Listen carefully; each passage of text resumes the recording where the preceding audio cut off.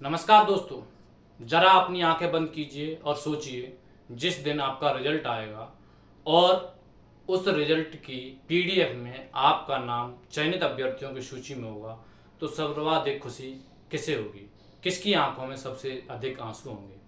सोचिए उस पिता को जो दिन रात मेहनत करके, संघर्ष करके आपके लिए हर तरह से कुर्बान है और आपके लिए हर ज़रूरतें पूरी कर रहा है।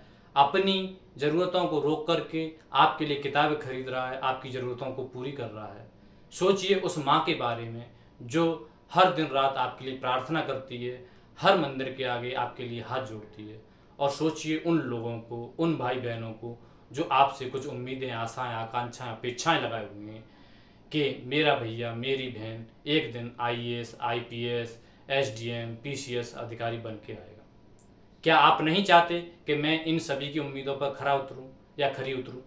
दोस्तों, आज की क्लास आपके लिए बहुत बड़ा गेम चेंजर होने जा रही है, क्योंकि मुझे पता है आप लोग मेहनत बहुत करते हैं, लेकिन सफलता न मिलने का केवल और केवल एकमात्र कारण सही रणनीति का न होना है। तो दोस्तों, आज की क्लास के माध्यम से मैं आपको सही रणनीति और सही दिशा निर्देश देने आया हूं, जिससे आप 130 प्लस का स्कोर प्राप्त कर सकें और अड्डा 247 के साथ अपनी सफलता सुनिश्चित कर सकें। दोस्तों, आज की क्लास के माध्यम से अगर आप आज की क्लास को हमेशा हमेशा के लिए फॉलो करेंगे तो डेफिनेटली आप सफलता के चरम तक पहुंचेंगे और एक न एक दिन आप वह सफलता प्राप्त करेंगे जो है आप बनना चाहते हैं। ठीक है दोस्तों, तो शुरू करते हैं। देखिए, यूपी पीसीएस 2026 की परीक्षा के लिए अगर आप रणनीति बना रहे हैं तो रणनीति इस तरह बनाएं कि केवल आप फॉर्म भरने तक ही सीमित न रह जाएं। रणनीति हमारी कुछ इस तरीके की होनी चाहिए जिससे हमारा सूची में नाम दर्ज हो और हम अंतिम चयन तक पहुंच पाएं। तो अंतिम चयन तक पहुंचाने की जिम्मेदारी मेरी है, बशर्ते आप मेरे अनुसार अगर चलते रहें। तो शुरू करेंगे आज की क्लास का ब्लूप्रिंट, किस तरीके से हमें पढ़ना है और किस तरीके से हमें एसडीएम तक की सफर तय करना है। ठीक है दोस्तों, आपको पता है 6 से 10 लाख बच्चे हर साल फॉर्म भरते हैं, लेकिन आपकी कंपटीशन कुछ लाख बच्चों से ही होती है, जिनमें चयन कितने बच्चों का होता है? 1000 बच्चों का चयन होता है। डिपेंड कर रहा है सरकार के द्वारा कितनी वैकेंसीज निकाली जाती हैं। क्या आपका चयन नहीं हो सकता? बिल्कुल हो सकता है, लेकिन अब तक क्यों नहीं हो पा रहा? तो अब तक न हो पाने का कारण आपकी सही रणनीति का न होना। जिनका चयन हो रहा है वह सही रणनीति बना करके निरंतर सफलता प्राप्त करते जा रहा है। तो दोस्तों, आज की क्लास के माध्यम से यूपीपीएससी 2026 को टारगेट करेंगे और दृढ़ संकल्प करते हैं कि इस लिस्ट में हमारा भी नाम दर्ज होगा। ठीक है, देखिए, हमें पता है सफलता के 3 चरण होते हैं। चाहे कोई भी सिविल सेवा की परीक्षा हो, कोई भी स्टेट पीएससी की परीक्षा हो, हर परीक्षा के 3 चरण होते हैं: प्रीलिम्स, मेंस और इंटरव्यू। ठीक है, प्रीलिम्स में यूपीपीएससी की अगर मैं बात करूं, 2 पेपर होंगे, एक GS1 और GS2। GS2 के अंतर्गत हम देखते हैं सीसेट, जो आजकल बहुत से बच्चों का सिरदर्द बना हुआ है। GS1 के अंतर्गत हम जीएस के part, GS like history, polity, geography, इन सभी विषयों को गहनता के साथ अध्ययन करते हैं। GS सेकंड अर्थात सीसेट डालने का क्या उद्देश्य है वो हम आगे देखेंगे। ठीक है, तत्पश्चात मुख्य परीक्षा की बारी आती है। मुख्य परीक्षा के अंतर्गत हमें मुख्य रूप से 7 पेपर देने होते हैं, एक कंपलसरी पेपर होता है। ठीक है, उसके पश्चात हम इंटरव्यू तक पहुंचते हैं और अपनी सफलता सुनिश्चित करते हैं। ठीक है सर, अब देखिए, अगर यूपीएससी का आपने सपना देखा तो सपना देखा, सपने से तात्पर्य क्या है कि आप उस सेवा में आना चाहते हैं। जब आप यूपीपीएससी की सेवा में अगर आ गए, आपको क्या मिलता है? सम्मान मिलता है। सम्मान के साथ आपको क्या मिलती है? शक्ति। शक्ति किस रूप में? एसडीएम के रूप में, बीडीओ के रूप में, तहसीलदार के रूप में, है ना। इन सभी रूपों में आपको शक्ति मिलती है और आप देश सेवा कर पाते हैं। ठीक है, आगे बढ़ेंगे दोस्तों। प्रारंभिक परीक्षा की संरचना मैंने बताई, ठीक है। GS1, GS2। GS1 के द्वारा कट ऑफ जारी होती है, लेकिन जो GS2 अर्थात सीसेट का पेपर है वो कट ऑफ तक पहुंचने से पहले ही आपको रोक सकता है अगर आप उसके लिए प्रिपेयर नहीं है। अर्थात अगर आपके जीएस सेकंड में 33% मार्क्स नहीं आए तो आपका जीएस फर्स्ट का पेपर चेक नहीं होगा और आपका कट ऑफ में की लिस्ट में नाम नहीं होगा। ठीक है, ये सारी चीजें हमें समझनी है। तो सर्वाधिक महत्व GS1 GS2 दोनों का ही बराबर का महत्व है। GS2 क्यों पढ़ना पड़ता है, सीसेट क्यों पढ़ाया जाता है, उसका उद्देश्य क्या है, आपकी समझ, तर्क, गणित और निर्णय लेने की क्षमता को विकसित करना इसका उद्देश्य है। GS1 का उद्देश्य क्या है, GS1 आपके सामाजिक पहलू, ठीक है ना, अर्थव्यवस्था के पहलू, संवैधानिक पहलू, इन सभी पहलुओं के बारे में जानना, जिससे आप लोगों की धरातल तक सेवा कर पाए। ठीक है, आगे बढ़ेंगे। देखिए, प्रारंभिक परीक्षा पास करने के लिए मुख्य रूप से 8 स्तंभों पर हमें काम करना पड़ता है। 8 स्तंभों में सर्वप्रथम बात करेंगे हम किसकी, यूपी स्पेशल। यूपी स्पेशल के बाद अगर मैं बात करूं तो ज्योग्राफी। ज्योग्राफी से आपको 20 से 25 क्वेश्चन देखने को मिल जाते हैं। ज्योग्राफी के अंतर्गत हम world geography, physical geography, Indian geography और यूपी की ज्योग्राफी पढ़ते हैं। इसके बाद हम करंट अफेयर्स पर 20 से 25 क्वेश्चन देखने को मिलते हैं हर साल।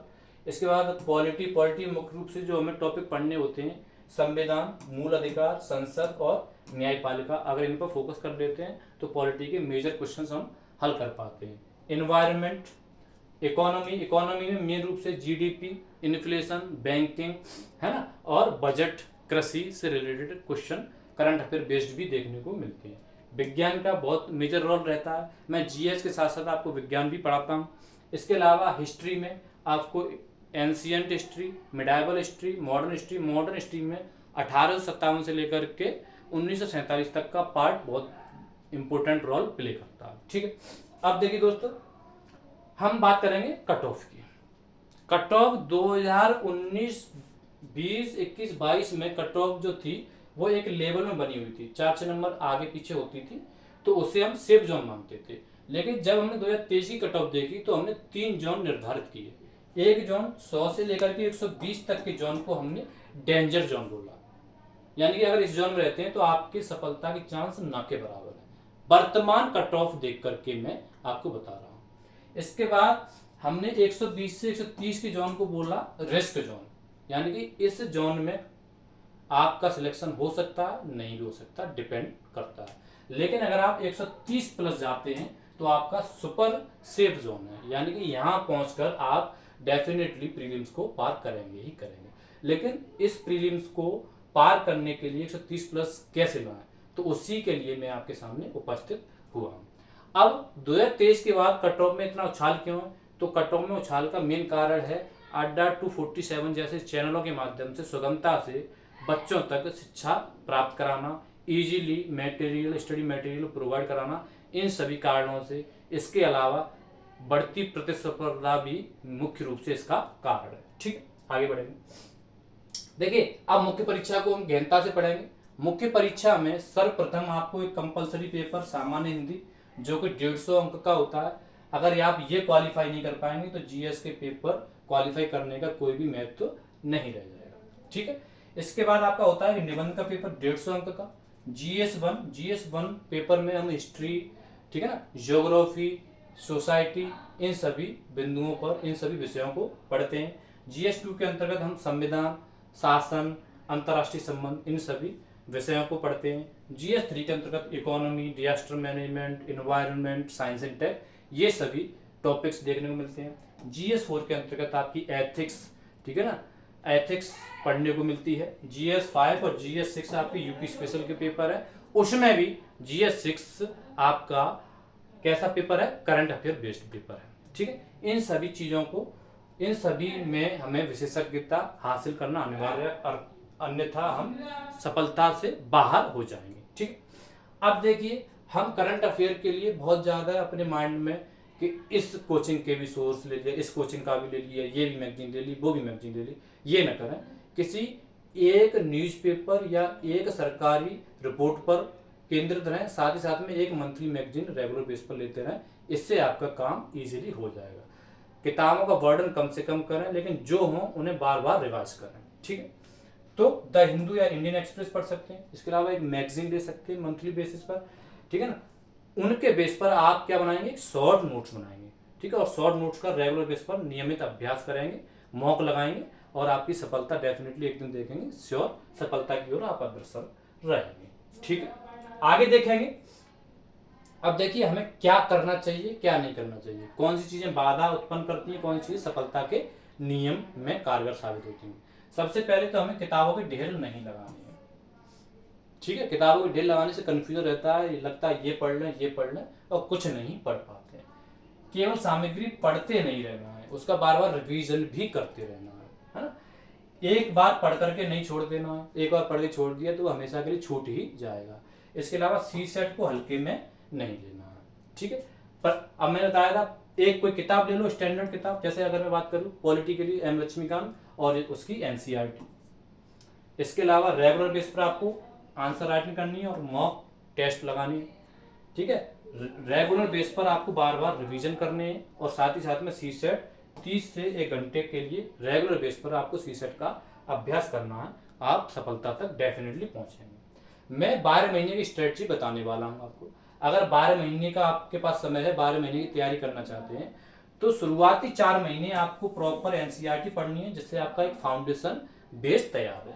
तत्पश्चात अगले 4 महीने आप एडवांस बुक पढ़ सकते हैं। एनसीईआरटी और एडवांस बुकों का कॉम्बिनेशन जब बन जाएगा तो आपकी समझ बहुत अच्छे से विकसित हो जाएगी। बाद के बचे हुए 4 महीने में आपको केवल रिवीजन और मॉक टेस्ट अच्छे से लगाने हैं, और आप डेफिनेटली सफलता की ओर अग्रसर रहेंगे, ठीक है। आई होप आप ये चीजें अच्छे से समझ पा रहे हैं, ठीक है।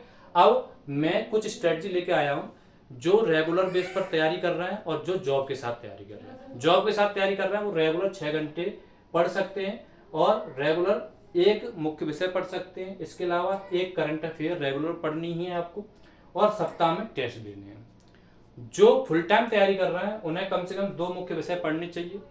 करंट अफेयर तो रेगुलर सभी को पढ़नी है, और रेगुलर बेस पर आंसर राइटिंग की भी इन्हें प्रैक्टिस करनी है, ठीक है। लेकिन जब अंतिम क्षण आ जाए, अंतिम क्षण में सभी को कम से कम 10 घंटे का समय देना ही चाहिए। बहुत रिवीजन करने की आवश्यकता होती है, मॉक टेस्ट लगाने होते हैं, और करंट अफेयर रेगुलर बेस पर पढ़ते रहेंगे। साथ ही साथ हमें इस चीज का भी ध्यान देना है कि एक दिन 14 घंटे पढ़ लिए, दूसरे दिन पढ़ नहीं रहे, तो कंसिस्टेंसी बहुत मैटर कर रही है। भले आप 6 घंटे पढ़ो, लेकिन रेगुलर पढ़ोगे जरूर सफलता आपको मिलेगी, ठीक है। इन सारी चीजों का विशेष रूप से आपको क्या रखना, ध्यान रखना। अब देखिए हम लोग सभी कहां पर होते हैं, यहाँ होते हैं इस स्टेज पर। अगर हमारी निरंतरता और अनुशासन अगर बना हुआ है अपनी पढ़ाई में, हमारी तैयारी में, अगर हम निरंतरता कंसिस्टेंसी बनाए हुए हैं, साथ ही साथ में डिसिप्लिन बनाए हुए हैं, तो इससे क्या होगा, हम करंट अफेयर को अच्छे से पढ़ पाएंगे। क्योंकि करंट अफेयर के लिए हमें कंसिस्टेंसी की रिक्वायरमेंट होती है। अगर एक दिन भी छूटा तो हमारे सर पर बोझ हो जाता है। उसका रिवीजन भी रेगुलर बेस पर हमें करना होता है। जब ये कर पाएंगे तो डेफिनेटली मॉक टेस्ट में भी हम अच्छा स्कोर करेंगे। मॉक टेस्ट में अच्छा स्कोर करेंगे तो आंसर राइटिंग भी हमारी अच्छी होगी। आंसर राइटिंग अच्छी होगी तो डेफिनेटली हम सफलता तक जरूर पहुंचेंगे। देखिए यूपीपीएससी की परीक्षा हो चाहे कोई अन्य परीक्षा हो, वो ऐसे व्यक्तियों को चुनती है जो युद्ध का मैदान न छोड़ करके उस युद्ध के मैदान में लगातार बने रहते हैं जब तक उन्हें सफलता नहीं मिल जाती। और मुझे पूरा विश्वास है अगर आप इस पद्धति को अपनाएंगे जो मैंने बताई है, तो सफलता आपके कदम चूमेगी और आप एक न एक दिन अवश्य सफल होंगे। इसी के साथ मैं इस क्लास को समाप्त करना चाहूंगा। जय हिंद, जय भारत।